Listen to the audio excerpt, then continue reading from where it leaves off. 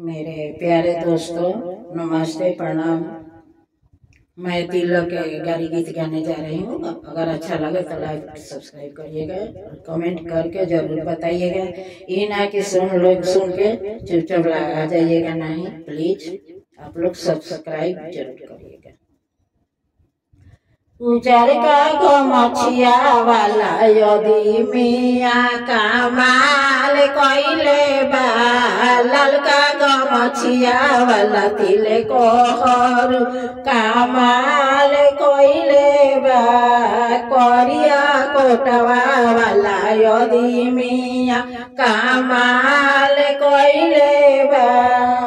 अरे नेगवा में बहिनिया अपन दान कइले बा, अरे नेगवा में मौगिया अपन दान कइले बा, करिया कोटवा वाला यदि मिया कमाल कइले बा, करिया कोटवा वाला यदि मिया कमाल कइले बा।